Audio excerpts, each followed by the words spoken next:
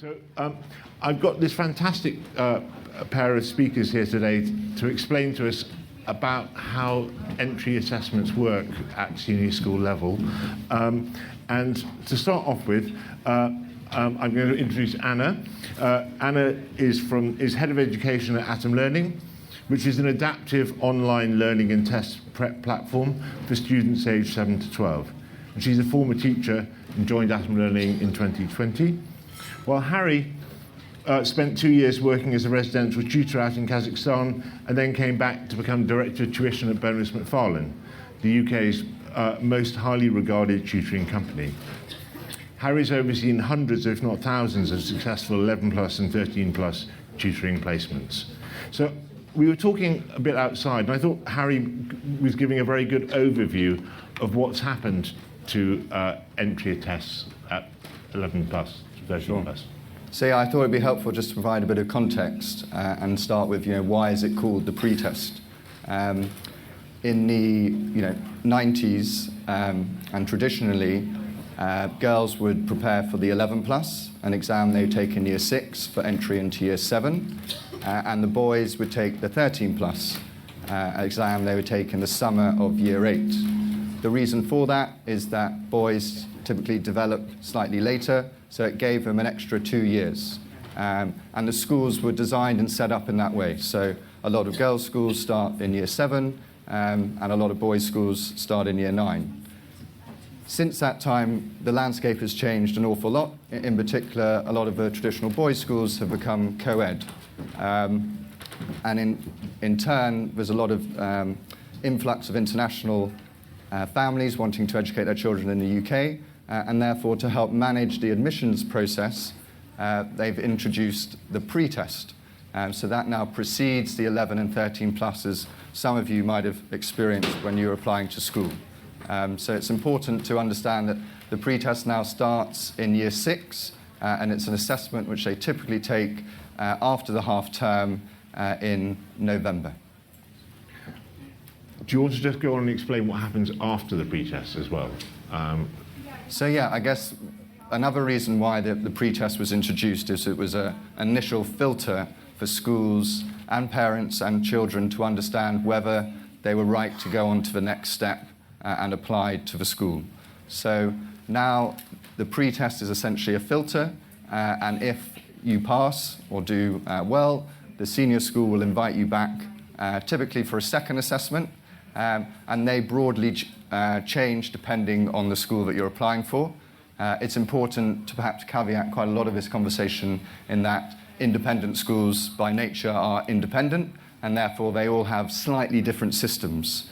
So what I say today won't necessarily be exactly what you'll hear outside, but I'll speak in broad terms, and most of them are falling into line in terms of having a standard procedure, taking the test in, say, October, November, getting some results in December, and then the senior school inviting you back between the January and May period for a second round of assessment. Right. So let's turn then to these pre-tests and what they are. So Anna, do you want to introduce the form of a pre-test? Absolutely. So the pre-tests are going to assess your children in their academic attainment, so that's their English attainment and their maths attainment.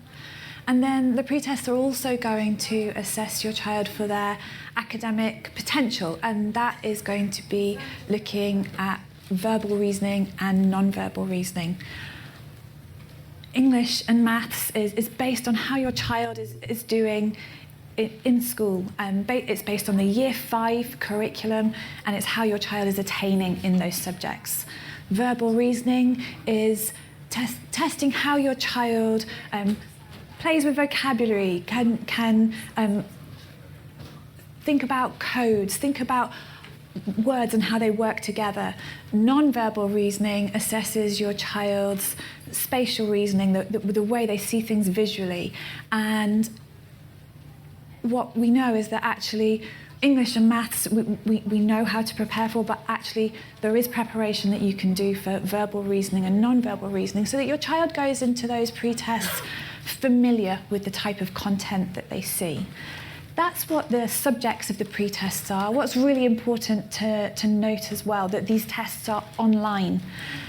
That's really important for you and your child to work through together, because your child might very well be used to working online sometimes, but probably predominantly with a pencil and paper. And actually doing an assessment which is online requires your child to look at the screen, read what's there, and then still use pencil and paper to do their working out. And so knowing that tests are online and considering how you prepare for that is really important. The other really important facet of the pre-tests, which if you take away nothing else today, I really hope you take this away, is that these tests are adaptive. What that means is the test adapts to your child's performance. So if your child answers questions correctly, the test will adapt by showing them harder questions. If your child answers questions incorrectly, the test will adapt to give them easier questions. And that's really important that you understand that and your child understands that, because it can affect performance. If your child is someone who is very able but perhaps rushes through first few questions and makes a silly mistake, that means that they then can't necessarily unlock the harder questions.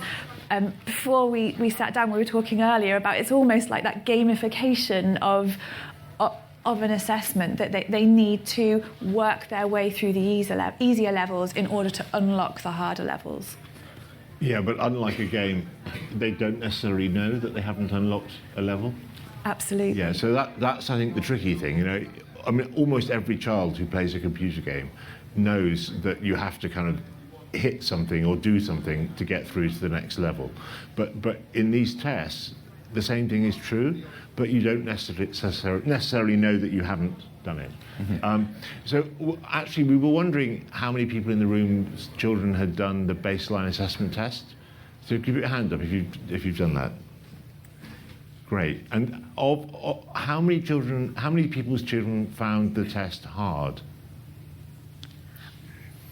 Brilliant. Yeah. I think what's really important with adaptive tests, that if your child walks out of the assessment and says, my goodness, that was difficult, that's a really good sign, because it means that they were challenged and therefore they must have done well and they must have unlocked that really difficult content. So I think when you're preparing children for the pre-tests, it's really important that they do understand that it's adaptive, and that if they're seeing really challenging content, that's a really, really good sign.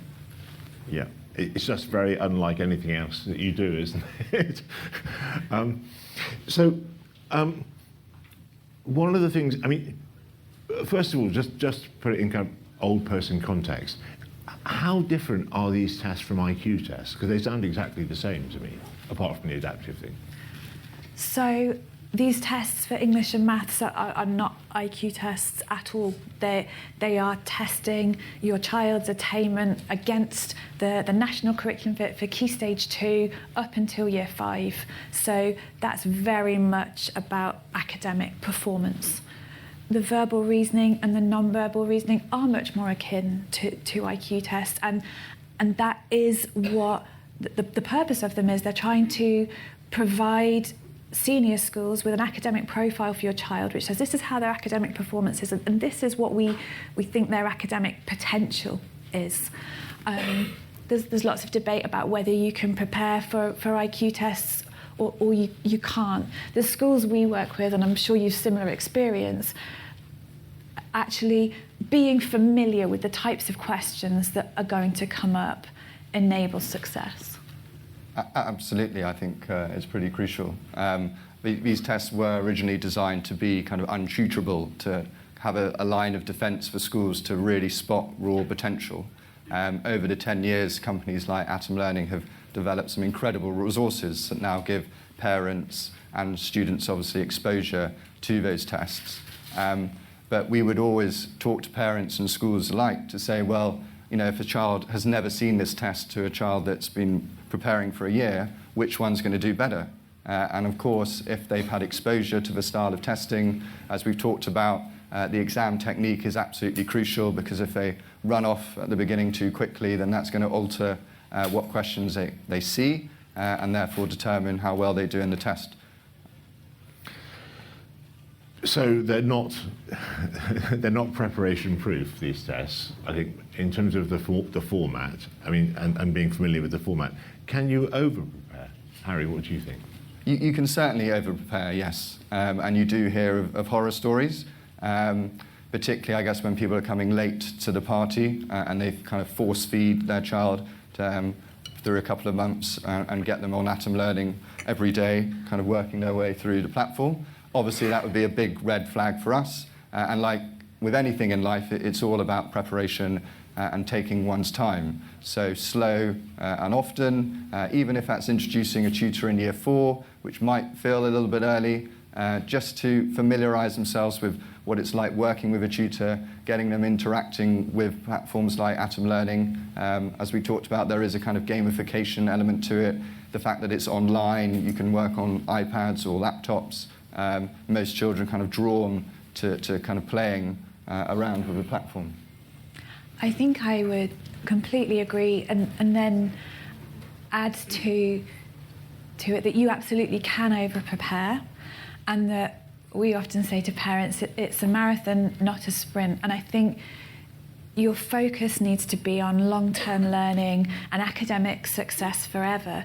And the pre-tests and whatever comes after them are milestones on your child's academic journey. And I think framing it in that way to you and your child means that you start your preparation early. You started your preparation when you were reading bedtime stories to your child when they were a toddler, and it will continue right through and to university.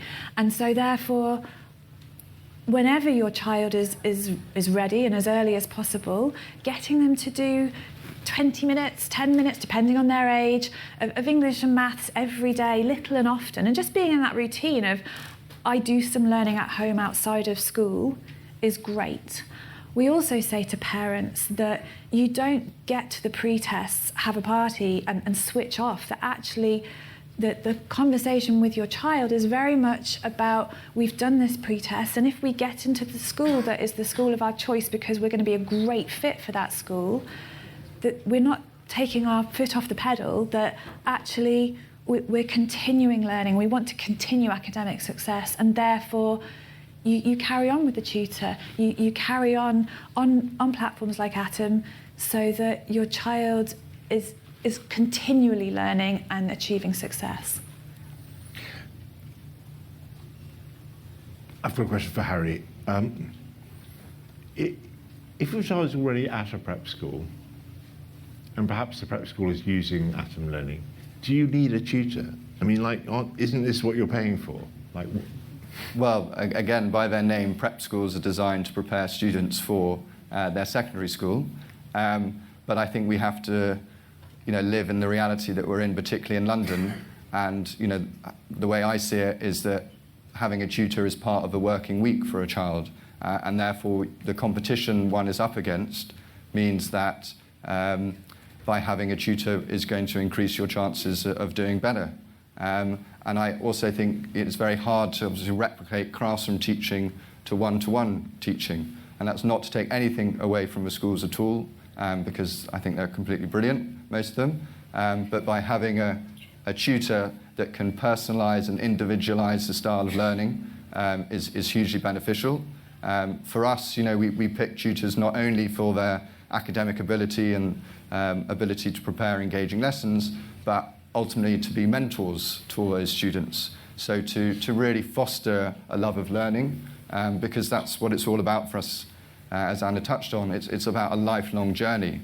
And if you have a mentor that can engage your child with the curriculum, can be doing things outside of school, it is really valuable. And I know as parents, trying to teach your child, that's difficult and can be complex. And so just to ease that burden and stress, having a tutor, plays a big part. I mean, that brings us really to the interviews and what happens after the pretest, doesn't it? Yes. Because the kind of things that schools will be looking for when they've done this initial screening are not the same kinds of things that the screening tests, as preparing. If you went in and said, well, I do 10 minutes of atom every day, that wouldn't be very exciting in an interview. No, so I think it's really important to stress the differences. So that the pretest is a filter. The senior schools will look at the scores, and they will decide potentially what they cut off and say, sorry, we've got to select, we've got 1,000 people applying for 100 places. So we're going to chop it in half, and we're only going to invite 500 to the next round. And that's now when your child is able to come into their own, and is a much more organic way, I guess, of assessing a child, in my opinion, in that they often will go to the school. They might do a second round of similar testing, a cognitive ability test. They may have group-based activities, so teachers can assess how they collaborate, communicate, if they have any leadership qualities that might stand out amongst their peer group. And then they'll have an interview process, often with one or two teachers at the school. And that obviously is really for a chance for a child to shine and to show what they can offer the school. Because what's really important for the people who are selecting these students is that they want to see that they're engaging, that they're interesting, they'll be fun to teach, and they'll thrive within the community of the school. And that's obviously crucial to everyone's happiness. Okay, I think what we'll do now, we've got about 20, 25 minutes, is throw it out to the floor. So, Ellen, she's here with a mic. So if you've got a question you'd like to ask, put your hand up and Ellen will bring the mic over. Okay, there's one over there.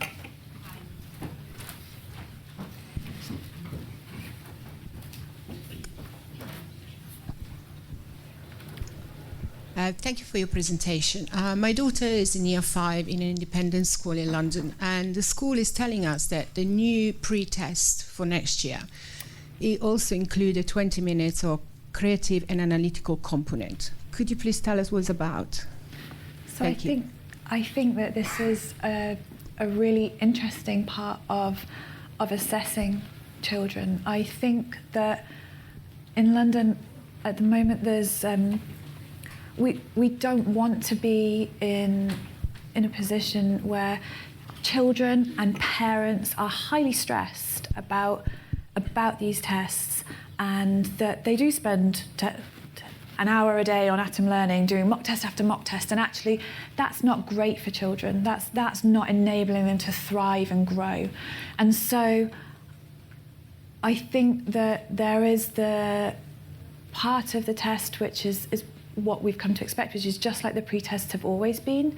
But then there is this second part, which is this analytical part. And the idea there is that those children who go to museums, who read books, who are academically curious, they're intellectually curious, they want to see something new and then answer some questions on it, will give schools a really good indication of this child will thrive in my school because they are intellectually curious. And it's the kind of thing where doing mock test after mock test isn't going to be what enables your child to thrive there.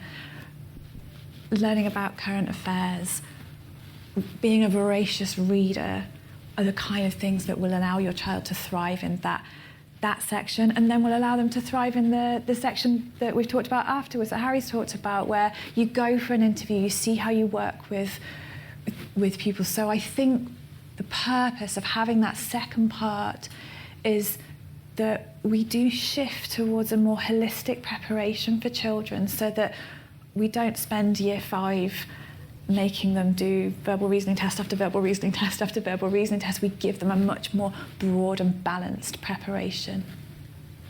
It's kind of more like what was traditionally assessed in 11 plus or common entrance or 13 plus common entrance. I mean, I'm an English teacher, and I would always argue that a piece of creative writing at that sort of age, or a piece of analytic writing, is something that is going to reveal an awful lot about a child, and it is genuinely hard to prepare for in a way that like these tests aren't actually. And so it's incredibly useful for schools. I mean, the advantage of these format tests is that they're quick to mark and they're very easy to benchmark. And that has definite advantages. But if you really want to get to know someone's ability, you talk to them and you ask them to write something. I think, sorry, just to add as well, quite often schools, secondary schools, will ask to see some creative writing pieces from the student. So throughout year 5, the prep school or primary school that they're at will collate 1 or 2 pieces that alongside the reference from the head will go alongside the test. Very good question over there. Thank you so much so far. It's so useful. My question is, my children are still young. Is the pre-test overwriting the 11 plus and is that the only thing now? So it's year 6, nothing more. So it's all decided at year 6 is the big year for boys and girls. Is that right?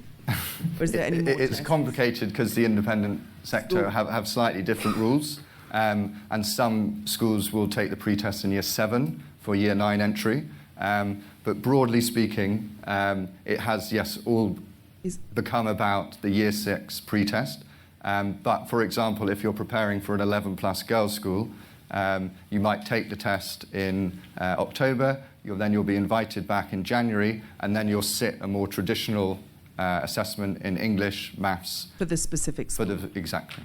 And likewise for 13 plus, most often schools now will offer a place based on the year 6 or year 7 results. Therefore 13 plus has become obsolete.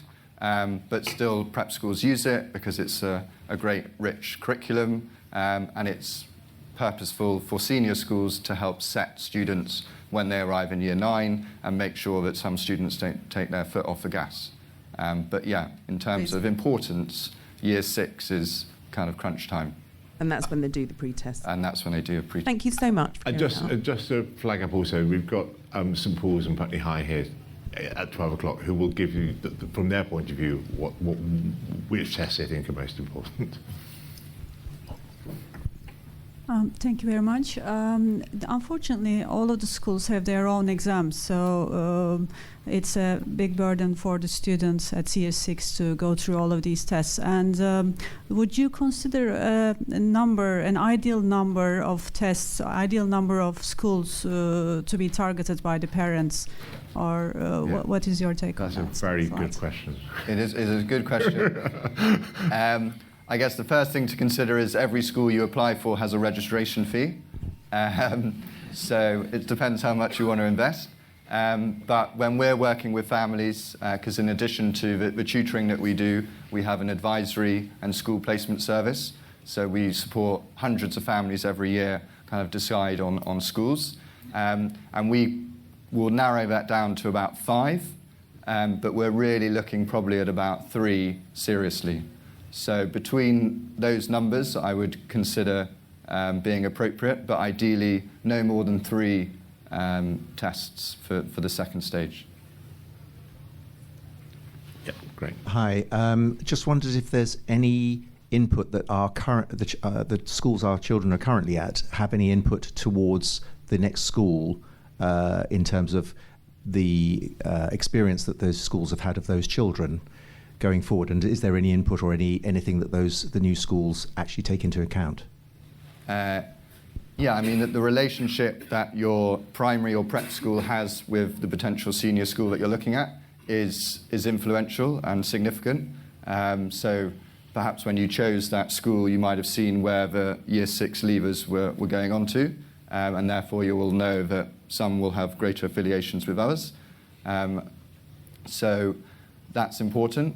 Equally, along with the pre-test results, there is a reference that comes along with the head, which I mentioned. And again, that will add kind of significant weight, in particular if a student might not do as well in that type of test, but is outstanding in co-curricular interests, be that music or sport, or has the academic potential, but because for boys, for example, they are taking the test slightly earlier than previous previously, then they're going to write that in their reference letter. I think you'll find also, I mean, we've got a lot depends on the kind of school that your child goes to.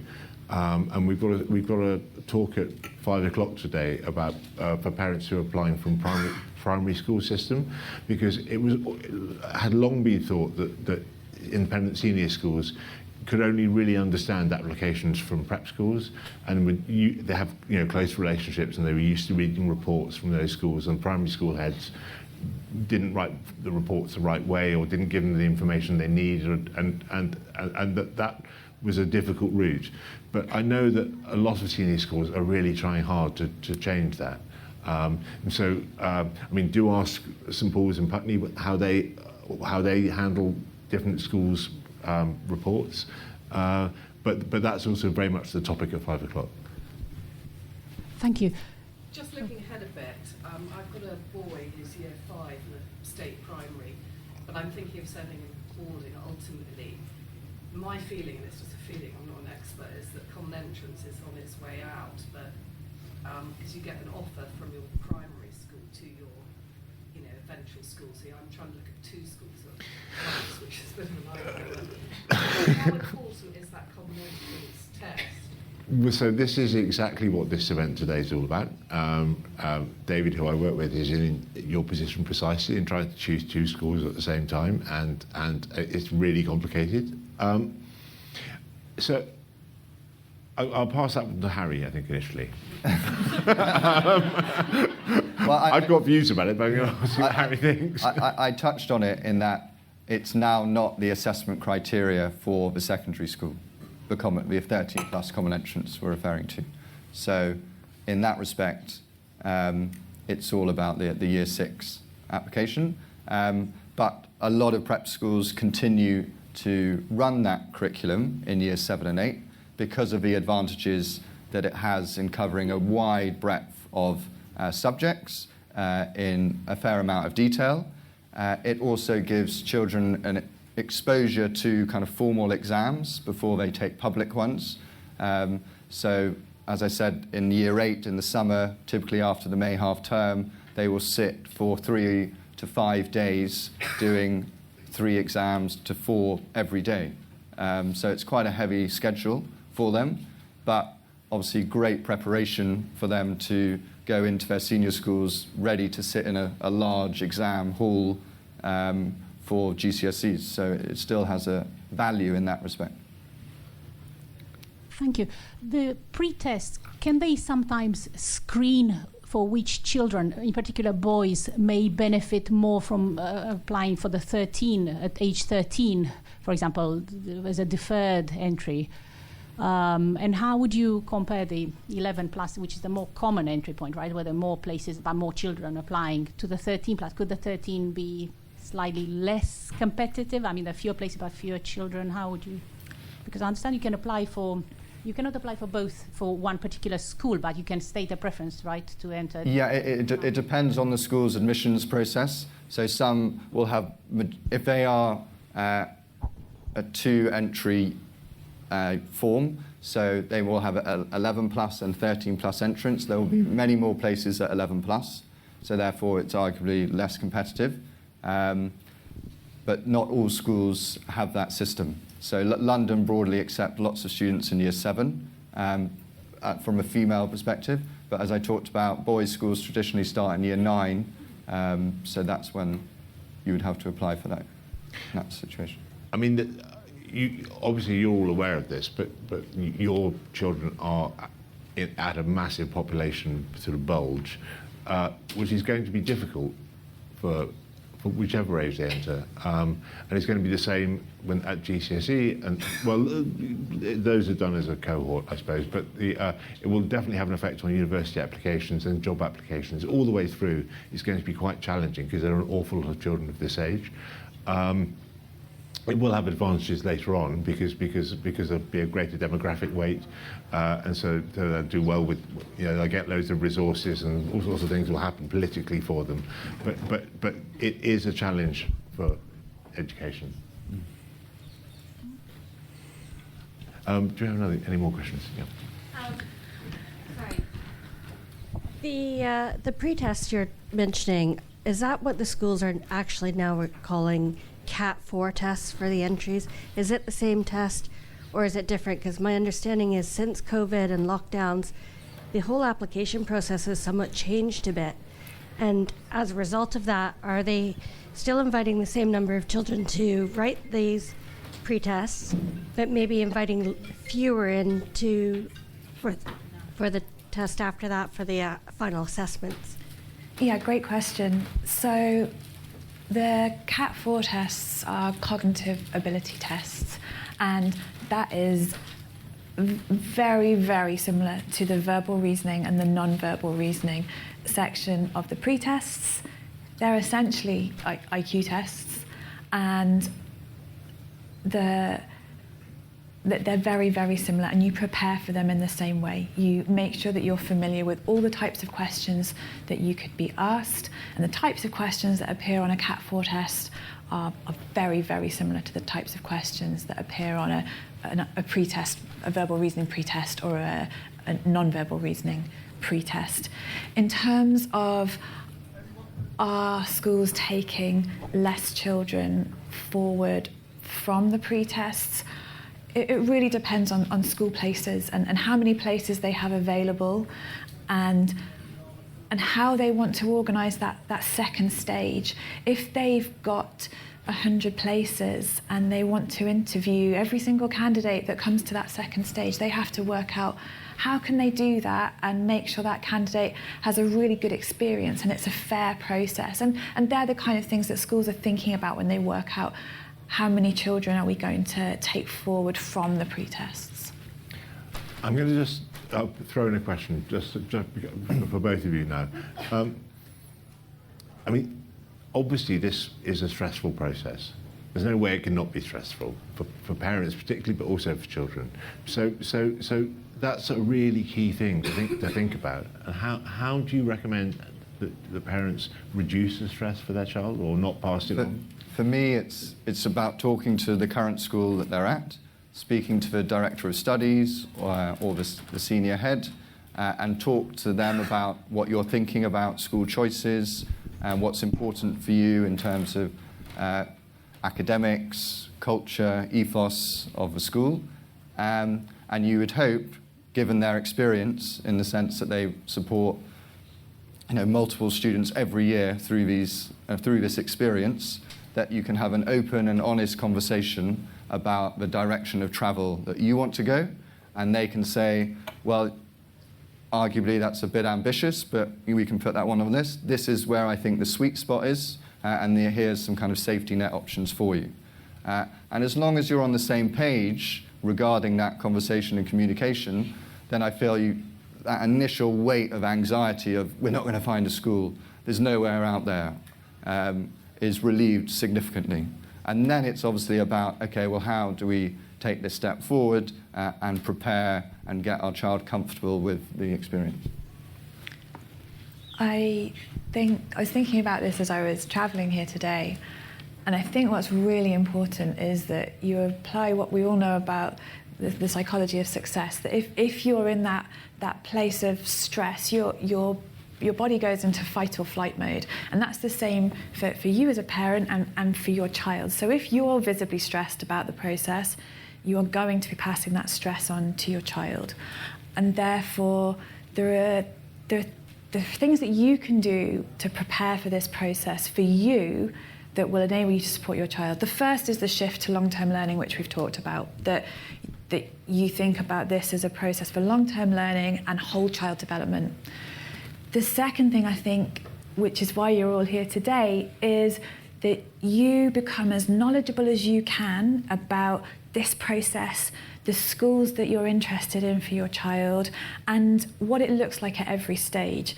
But then you become the teacher, the parent who goes, I know all of this information, but I'm not going to give my child all of that information now. I'm going to give it to them at the right time. So what do I mean by that? I mean that in the English test of the pre-tests, it's a click-through comprehension, and that can be a bit peculiar to look at. Well, you don't go home today and say, well, when you do the pre-test, there'll be a click-through comprehension. you work out when you're going to share the information to your child so that your child is just comfortable and this feels very natural to them. And then the final thing I think is important is that this process is stressful, and it's good to have a support network. And I think that can be hard to find because the nature of these tests are that even the parents who you're friendly with in your child's prep school, you're in some ways in competition with each other, and that's hard. So finding a support network that isn't Googling and going onto forums where you say, and I did it like this, and I did it like this, that can kind of send you down a scary rabbit hole, that you find a support network that you're comfortable with. And that's one thing that I think somewhere like Atom Learning, obviously we provide lots of resources to children, to students, but we also provide support to parents. So you can message one of our customer success agents who know everything about the pretest really well, and they can answer your question, or they can say, I don't know the answer, but I will go and find out. And I think that's also the advantage of working with a tutor who has done this and knows your family and your child really well. Absolutely. Having a tutor in the context of your family home really gets to understand you and the child as a whole, whereas at school often they're slightly different and they're amongst their peer groups. So it takes a village, doesn't it, to help bring up a child, and therefore to have that support network around you is really crucial. It certainly can be very helpful to get some external points of view. I mean, I remember when my children were going through this, that parents tend to fall into several camps. Some people are highly secretive, other people drink large amounts of red wine and overshare, but then don't necessarily tell you the truth. And it can be quite complicated, really, managing your friendship through this process. So, I think it really helps if you don't predetermine the route too much. That you can get fixated on a particular pathway for your child, and actually the whole thing with parenting is that you learn about their path, and their path isn't going to be the one you thought it was, and that this is part of that process, really. So in the end, removing your expectations or trying to remove your expectations helps a bit. That's how I try and de-stress anyway. We've probably got time for, well, we haven't really. We've got the most wonderful speakers coming up next, and so do stay put if you'd like to, because we're going for this one. We're rolling almost straight on. So we've got Putney High School and St Paul's discussing the kinds of children who thrive in their schools in about 5 minutes, and then afterwards there's going to be a reception with admissions directors from a wide range of London's. And Atom Learning and Bonas MacFarlane will both be on hand there to answer your questions that you didn't want to ask in the whole group. So I'd just like to thank our speakers, Harry and Anna, and we'll see you all in the reception. Thank you. Thanks very much.